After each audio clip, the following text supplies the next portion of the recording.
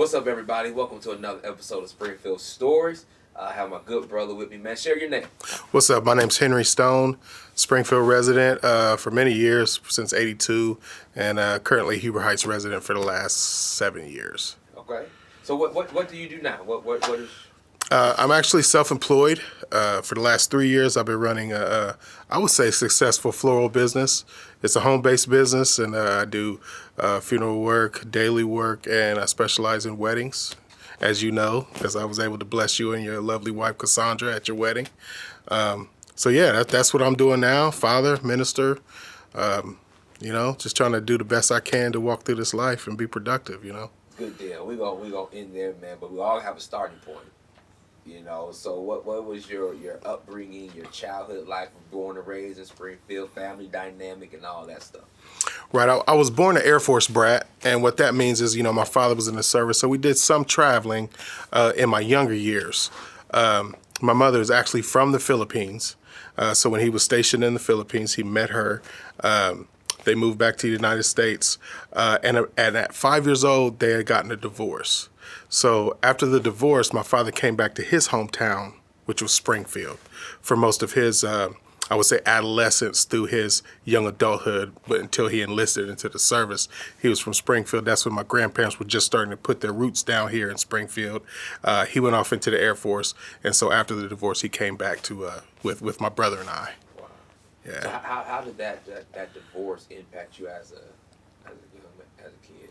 It was heavy, man. It was real heavy because at the age of 5, I was pretty cognizant. I was processing a lot of thoughts at that age, and for whatever reason, whether it be postpartum depression, whether it be that my parents' marriage wasn't so great when I was born, my mother kind of gravitated more towards my older brother.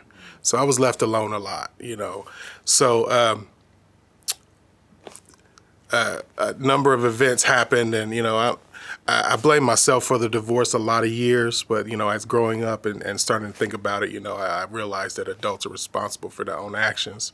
Just because I said something that I saw doesn't mean that caused the divorce. But as a child, you take that kind of thing on. So the dynamic was, my father realized that for whatever reason, my mom wasn't able to really nurture me as a young child, so he kind of filled in the gap. But after divorce and kind of the way the events unfolded, it's almost like I lost both parents in the divorce, you know what I mean? Because he, dealing with the divorce himself, dealing with, alcoholism and things like that, and life in general, he had a rough time, and that's a lot of things that we don't realize, that, our parents can be broken in a lot of ways. So, as you and I know as believers, it's up to us to break a lot of cycles. But in the meantime, it can be a very difficult battle, in life to do that. Do you feel, man? Because I think a lot of, I don't know this from experience because my mother and father were not married, but I do think that a lot of young people struggle with blaming themselves when their parents' marriages don't work or anything like that, man. It's kind of like they hold that, they think, like you said, man, you blamed yourself for years, man. Yeah. You know what I'm saying? Thinking it was your fault, and it really wasn't. But I think a lot of young people struggle with that, man, when their parents divorce at an early age, man, and they just don't say nothing, man. But how did you come out of that? What made you realize that, that's on y'all, and you stop blaming yourself for that? Right. Well, you're absolutely right, because a lot of children do default to thinking that they're divorced, like, what did I do wrong? But a lot of times it has nothing to do with the child. I actually, as a 5-year-old, kids say what's on their mind. I saw some indiscrepancies that were transpiring with my mom, and I blurted it out. And right after that, they got the divorce. They split immediately after that. So, it was hard for me not to blame myself. There was some really tangible evidence there that, hey, this is my fault. Dad seems to be mad at me. Mom's, it's still going to be mom, And I guess the way I was able to come out of that, to stop blaming myself, well, to back up a little bit, so I was searching for a reason why it seemed like my parents were treating me different than they were treating my siblings. Of course, every sibling thinks that way, but my situation was a little bit more extreme than that. So I was searching for reasons, within myself. If you don't get answers from the particular source, the only thing you're left with is what you can craft up in your own mind. And as a young child, even though, being intelligent enough to craft some thoughts and to dwell on some things, a child is still going to be a child no matter what. So I was very limited in what I could put together as far as the realities of situations. I didn't bring in a lot of tangible evidence or anything to base my opinions on. So I guess to really go forward to answer your question, the way I got out of that was as I started to see some of my own faults and see some of my shortcomings and realize that I can't blame other people for things that are happening in my life. Of course, I went through some employment issues and some problems there. I always had a reason and excuse why it didn't work out. But the single factor that remained the same in all these situations was me. So, I kind of woke up to the fact that I had to take accountability for myself. And I had to put that same thing on my parents, that they had to take accountability for their actions as well, because I was a parent at that time. Wow. So what, you say you got a sibling, you just have a brother? I have a brother and a half brother and a half sister. What's the dynamic like? Me and my brother, we have a great relationship now. It was a little difficult early on, and growing up, being he's the favorite child, and I wasn't, and he could always easily get his way by just saying, "Hey, Henry been on the phone too long. Hey, Henry taking my stuff." Regardless, it's automatically he's right and I'm wrong, and he's gonna get his way and I'm not gonna get my way. And then, we did a lot of. We were brothers. We were about 2 years and 2 months apart. We did a lot of fighting. And so from so on. But as we grew up, we're probably genetically the two closest people on earth, that we know. And we look alike. A lot of his friends mistake me for him, or they automatically know, "Oh, you got to be Reggie's brother." I'm just looking at you, So we have a really great relationship. But, it's dynamics of families, especially when, not ideal. I don't even know if there is such a thing as an ideal family out there, But the dynamics of growing up in, split home and, all the different things, it puts a strain on the children, and if the parents aren't able to prioritize teaching the children to overcome things, then they're just kind of left to deal with the situation as it is, How did that affect your education in school, as a kid, and then moving on up to high school, and that transition there? Well, my brother and I, we were always very studious. We always got really great grades. I would say at the age of 11, until the age of 11, my mother would visit for us from Illinois. That's where my father was stationed when we had a divorce. So she stayed there, and my father brought my brother and I here to Springfield. She would visit us on a regular basis, write letters, phone calls. On my 11th birthday was like the last time I saw my mom for about 5 years. Yeah, we didn't know what had happened to her, And I was 11, so I remember she came in a cast, and I thought, well, maybe she can't write us a letter because her arm's broke, or, and then it evolved to be quite honest, I thought she had died somewhere. We just didn't know. We didn't know how to get a hold of her.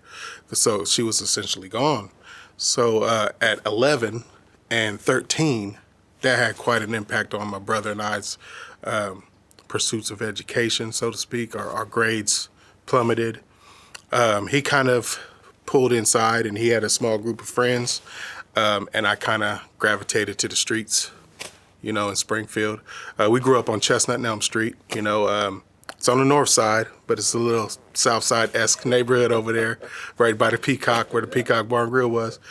So I had enough within walking distance to get into enough trouble that, to comfort me, I guess, and all the not the best, but the worst the Springfield streets have to offer a young man, trying to escape. So what it was like growing up in Springfield, man? It's all Springfield stories, man. So what's your story in Springfield? Right. Well,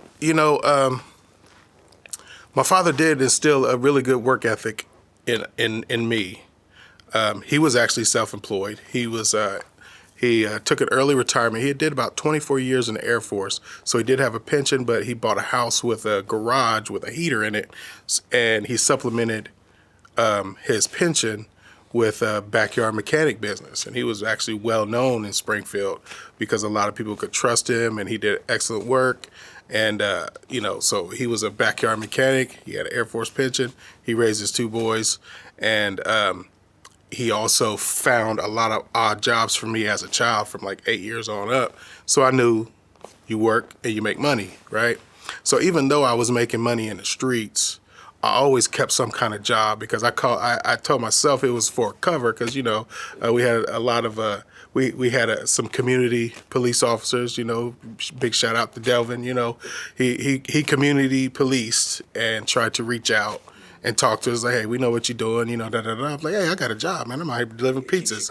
Yeah. But he knew better. But nonetheless, I had a little bit of a covering, I suppose I called it at the time. But out selling drugs and smoking a lot of weed and drinking a lot of alcohol, which I see is still the prevailing trend among young people these days. It's scary now because it's so dangerous. You don't know what they're putting in this stuff. But essentially that's what it was, so I kept a job, but I kept my street dreams alive, to kind of make myself feel better and, kind of escape some of the realities of what I was dealing with and I didn't want to address at the time.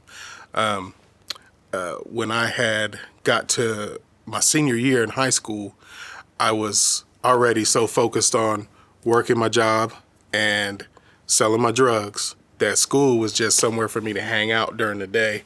And, it reflected in the amount of disciplinary actions or the lack of grades. And my school, they liked me so much and they knew I had so much potential and they had tried for so many years. They said, well, you're about to turn 18. You're at the point where we need to expel you, but we don't want you to have that on your record. We're going to allow you to turn 18 and then withdraw yourself. And we hope you really turn this around and do the best you can.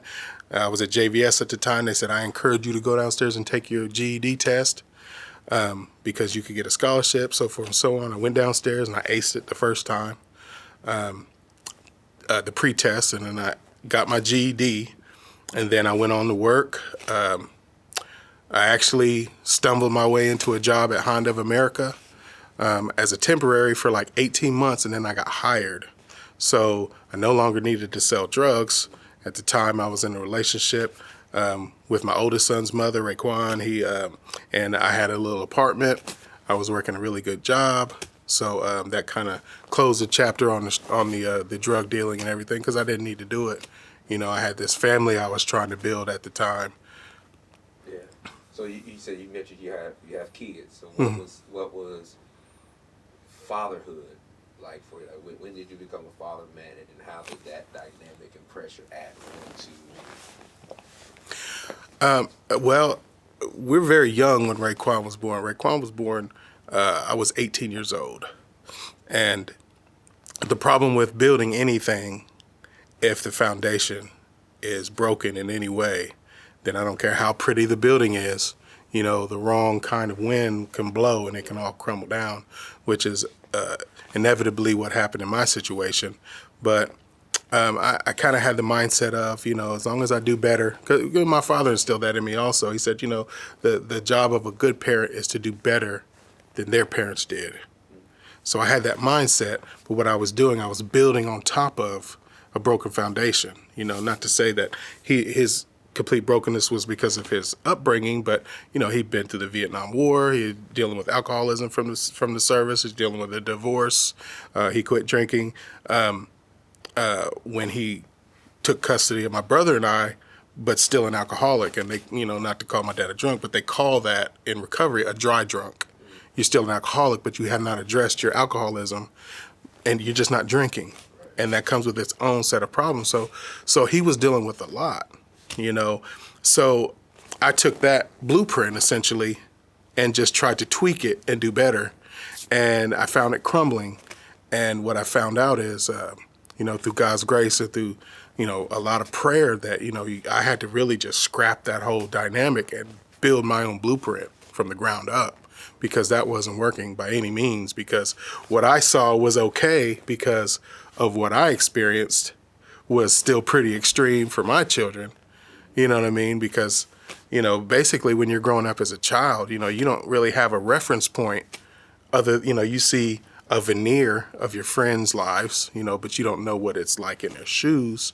You know what it's like in your shoes, and you feel like, well, this is normal. Unfortunately for me, it was an extreme case.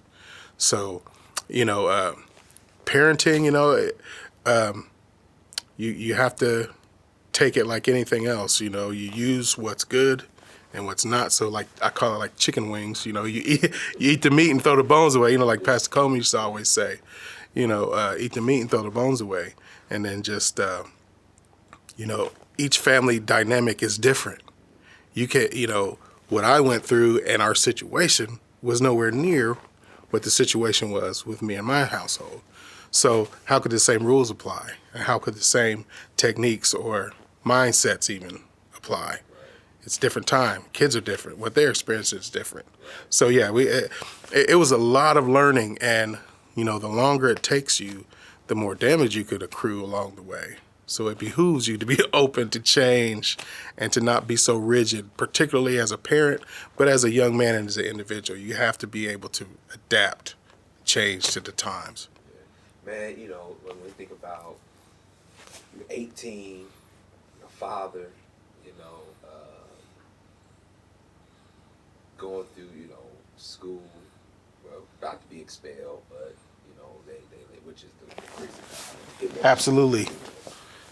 Wait until you're 18 to do that. Yeah. Father situation, mother, situations, like mentally, man, like where was your mental place at? Like, that's a lot, man, to have to navigate through all these different areas, man. Then you still in the streets, and then you working, like, mentally, man. Where was your mental space? Wow. Yeah, that's a great question. And also, I kind of just glazed over the fact that in between all of that, I was getting incarcerated left and right. I was in and out of the county.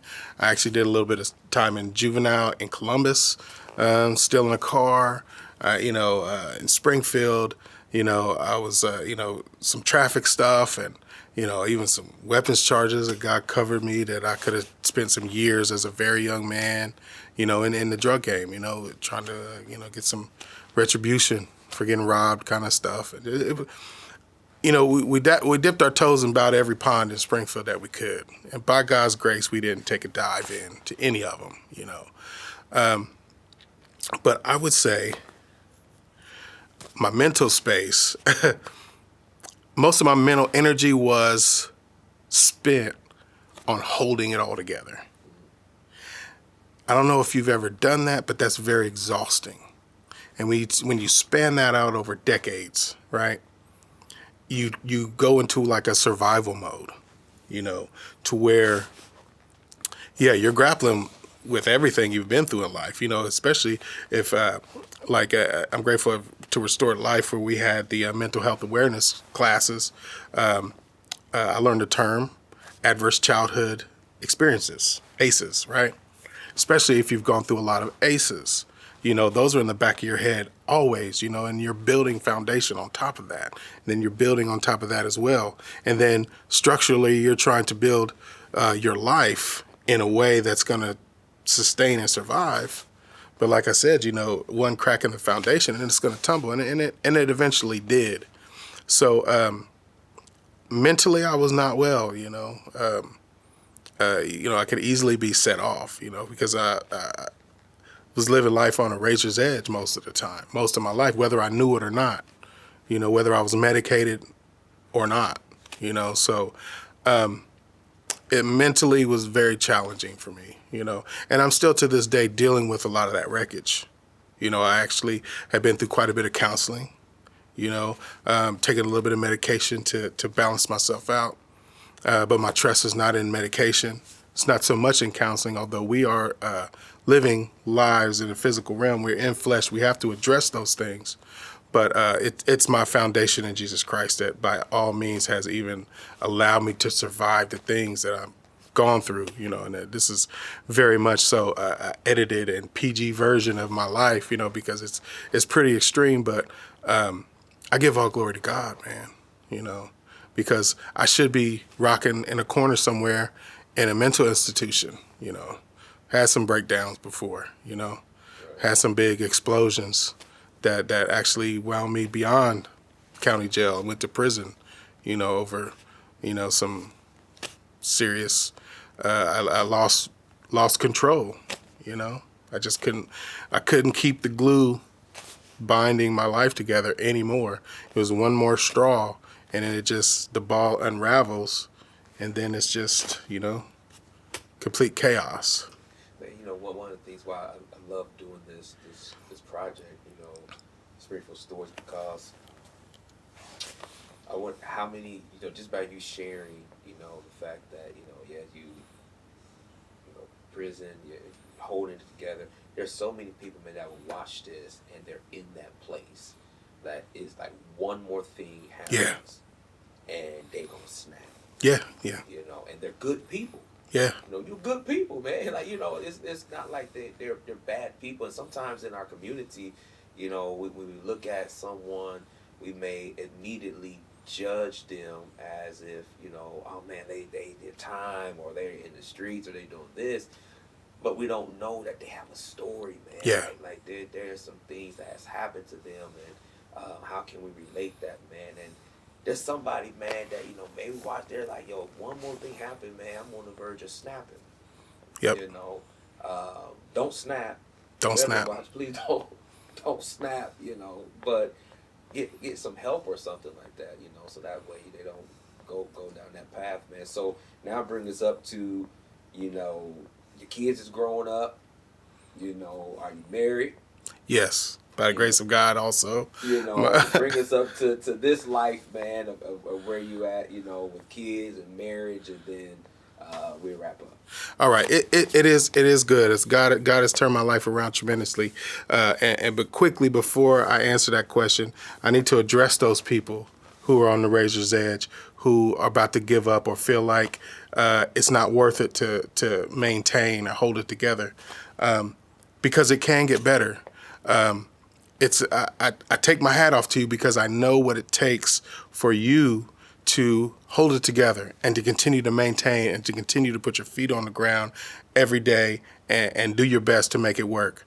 What you have to do, you have to surrender, because if you continue on your plan, which is working on the surface and underneath is turmoil, it is going to crash. So you have to surrender. You have to surrender to God's will for your life. I'm not going to point you to a certain particular church. I'm not going to point you to a certain religion, but your Creator has a plan and purpose for you. And as long as you stick to your will, it's not working out so hot right now. You feel like you're ready to give up. You feel like you're ready to explode and take some people out. Don't do it. Surrender to that still soft voice inside of you saying, hey, that's not the way. Let's set this down and reset. I know you're out there, so I'm going to be praying for you, because you can turn it around.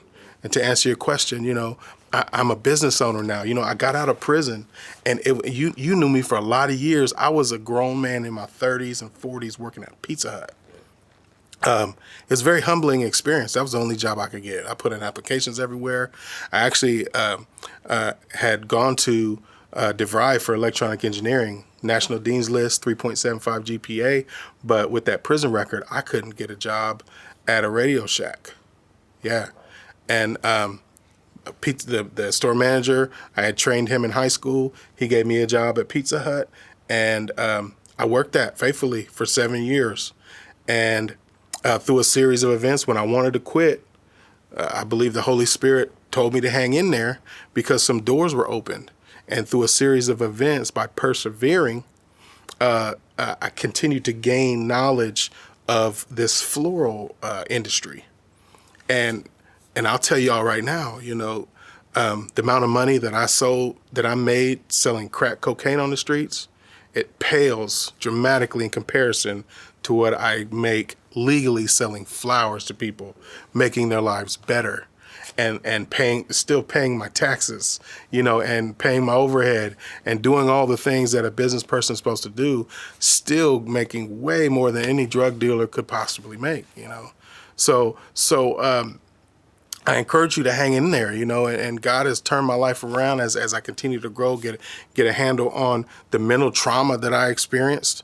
God is growing me into being a better father, better husband, better friend, better mentor. I'm able to share my experiences. That's another thing. When you go through these things and these trials and these adverse experiences, there's people behind you, and I feel like God draws them to me, and I'm able to share what I've been through with them and let them know, hey, look, I'm still here. I'm standing on my feet. Yeah, it was rough. They was taking all my money from child support out of that Pizza Hut check. They're taking 60%, but look at me now. Not paying a penny in child support, still taking care of my kids. Now I got the grandbabies coming over. I could spoil them a little bit. So you can't ever think that your situation you're in at the moment is going to be the rest of your life.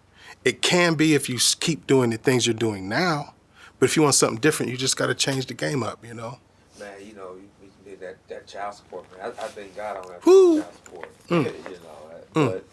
But I do know that there's a lot of brothers, man, Yeah. that's in that situation, and they feel like every time I take a step forward, Yeah. I get knocked 5 steps back. Yes, sir. And then I try to take another step forward, and I get knocked 7. It's Yes, sir.